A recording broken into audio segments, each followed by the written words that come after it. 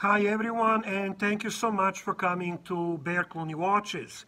I'm Bear Clooney, this is Bear Clooney's Cave, and we're together searching for a perfect timepiece. Today's wristwatch check, Seiko Sarb 035, a beautiful little watch, recently discontinued. I am thinking about doing a little talk, little chat about this Sarb line, and specifically three recently discontinued pieces: Alpinist Sarb 017, the Sarb 033 black version, and the Sarb 035, the one I just have on my wrist.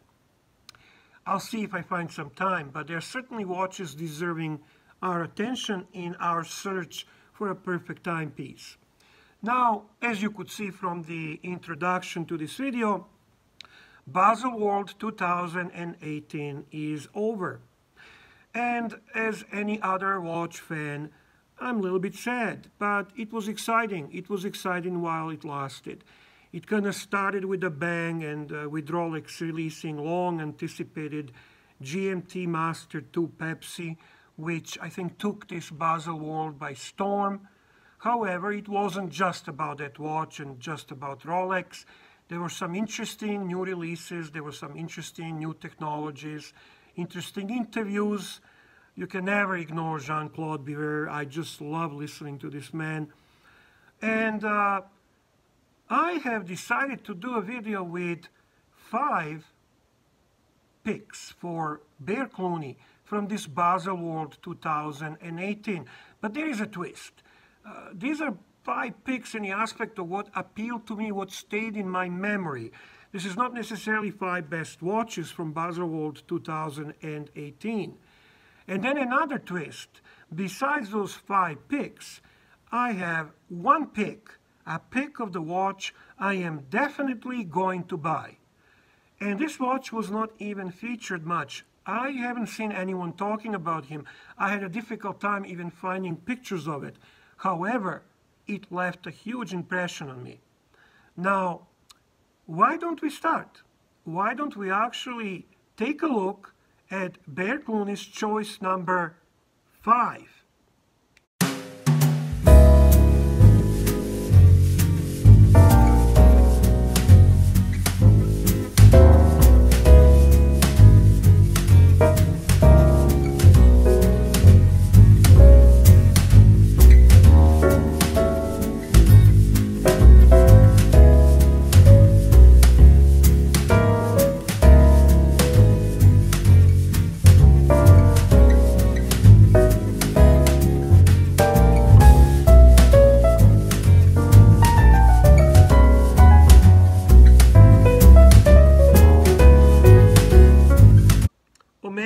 Seamaster 1948 small seconds. So obviously beautiful nod to the past. A beautiful limited edition heritage piece. You see, I think one of the reasons that this piece speaks to me is because I always loved Omega Seamaster in its vintage form as a dress piece. But from that period, the pieces are too small. I find them just too small when they're 34 to 36 millimeter. And I think it was wonderful when they reintroduced this piece through this wonderful limited edition and made it 38 millimeters with a beautiful movement, yet capturing this vintage essence. Now, Omega came out with some other interesting pieces, but for some reason, they just did not reach me. Maybe the closest came the Omega Seamaster 300 with the reintroduction of the wave in a ceramic and enamel inline. I would say it probably would happen, but my issue with it is increasing its size to 42 millimeter. And it just something was lost in it. Something is just not right in my view when it comes to the Seamaster 300. And also the helium escape valve seems too large. I know it's a new technology, I know it's new and improved, but aesthetically it just didn't click. However, this piece, this Omega Seamaster 1948 small seconds, spoke to me. It was a beautifully reintroduced vintage piece that has such a beautiful captures such a beautifully the DNA of that watch, and ultimately I think it will be quite attractive piece to get. Now let's go to the next choice. This would be choice number 4.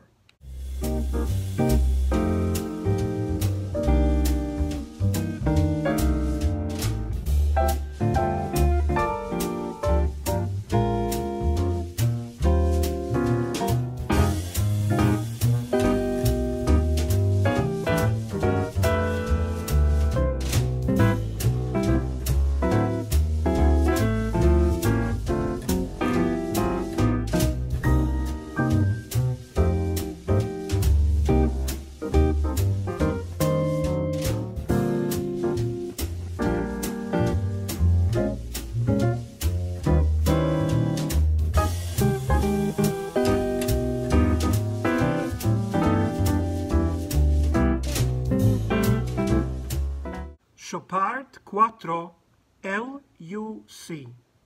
A beautiful, beautiful piece. Limited to 50 pieces. I think this watch is just so beautifully crafted, and this combination of the rose gold with a subtle hue of whispering angel in a midsummer sun, this blue Saffiano strap, altogether just very aesthetically pleasing piece. Also 216-hour reserve, which is almost 10-day reserve.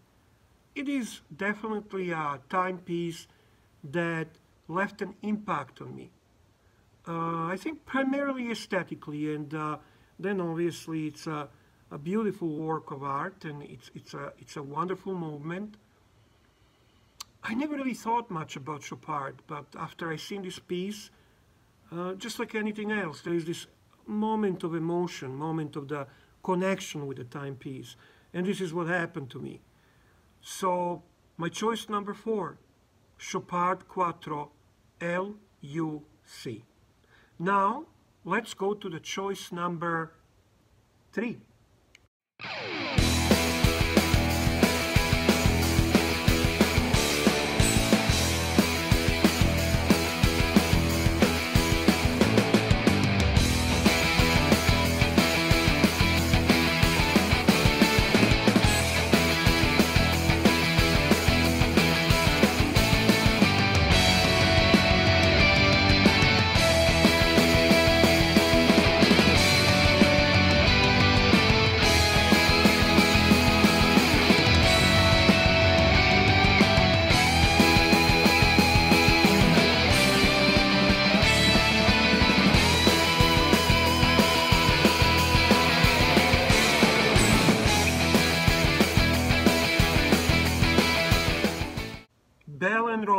Who would ever think? Yet this piece crossed my line of vision, and it just captured my imagination. Again, there is this element of vintage, of retro, heritage, unusual white dial for Bell & Ross, unusual non-square watch, interesting chronograph. There is this color combination similar like you've seen it on Tudor Monaco chronograph. Yet I think it's kind of executed even better, at least to my taste. And this is Bell & Ross Vintage BRV2 94 Racing Bird. And I think basically the price point for this watch is right, the aesthetics are right, and I think Bell & Ross is doing certain things right. It certainly is getting my attention. Anyway, let's keep going. Choice number 2.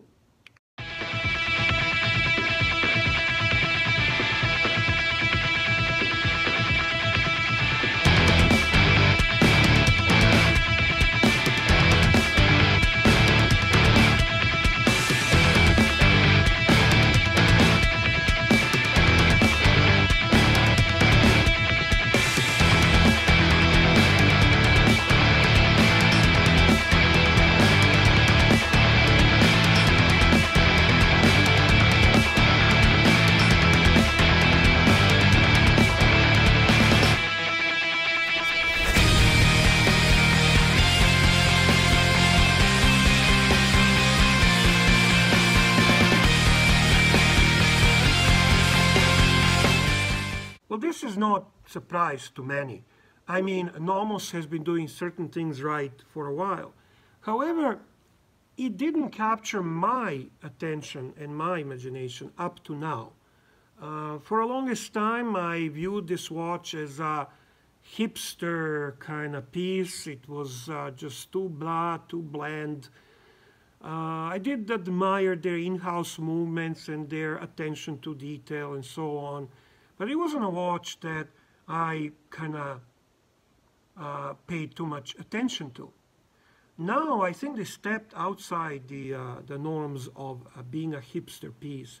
I mean, I noticed that Houdinki did not really like this piece, which is a big plus for Bear Clooney. Not the hugest fan of the hipsterish approach. Now, this is Nomos Autobahn, which means highway in German. And it's obviously automotive-inspired piece. Aesthetics are wonderful. Also, the size is now more appealing to me. These are 41mm pieces. And I think this is a watch that's going to bring them closer to the mainstream. And it definitely has its unique look. They're continuing to do great work on their movements, but design goes outside their boundaries, and it challenges the status quo, which I think is a positive thing for Nomos, and I wish them all the best. They certainly got my attention, and they took a choice number 2 position. Now, we're going to choice number 1. I know, everyone knows what the choice number 1 is, but let's go through the motion. Choice number 1.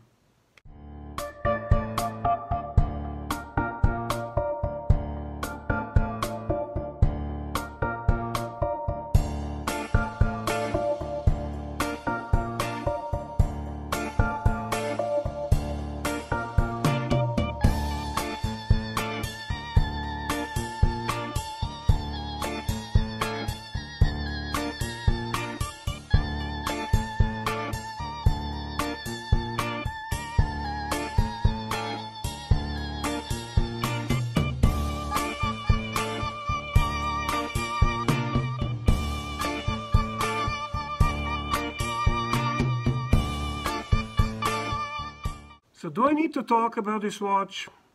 Do I need to bother you more? Do I need to actually talk about how long you're going to have to wait for this piece? How long we waited to actually be issued? How much is this piece loved by so many? What this piece represents? Blah, blah, blah, blah. It's a Rolex Pepsi GMT in ceramic bezel. Steel version with Jubilee bracelet. End of story.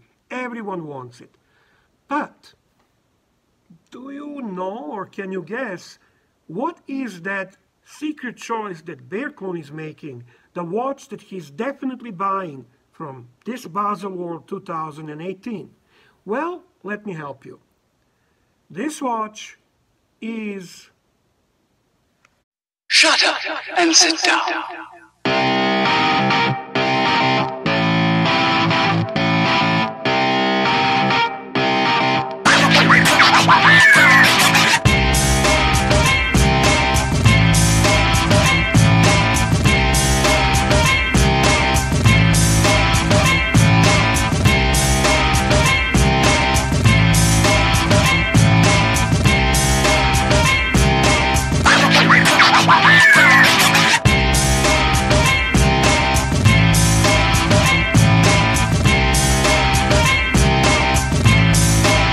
No surprise that it's Rolex, right?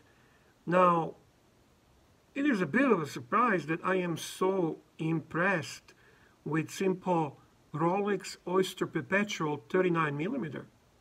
But to begin, I always thought that these pieces are high quality. It doesn't at all bother me that they are entry-level Rolex pieces, but it bothered me a little bit that they were kind of dressing them down and making them a little bit, let's call it, immature. I did not really see value in the colorful dials and little dots on the side. I kind of wanted to love them, but I never really loved them that much. And then they came with this version. Oh my God. I call this Rolex Snowflake, for sure. What a beautiful, crisp white dial. Now keep in mind, it's going to be matte. It's not going to be glossy. So it's going to have a depth, like a similar type of depth that Rolex achieves on a black dial of Explorer, let's say. So that's going to be executed so well. This watch is definitely something Bear Clooney wants. And it's a beautiful little addition in our search for a perfect timepiece. Now, would that be a perfect timepiece? I don't know. We can't tell yet. I haven't even seen this watch. There was not even any coverage about it. I just saw it by chance looking through the Rolex official website. I tried to search more about it and I can't find it. Talked to a couple of good friends, got their feedback on it, and frankly, it is impressive. I think this watch will be a huge success. Now, thank you so much for watching Bear Clooney Watches channel. If you enjoyed this video, please don't forget to click on like. If you did not subscribe, I would really appreciate if you do. And join me on this wonderful venture in searching for a perfect timepiece. Thank you again and have a wonderful day. Bye from Bear Clooney.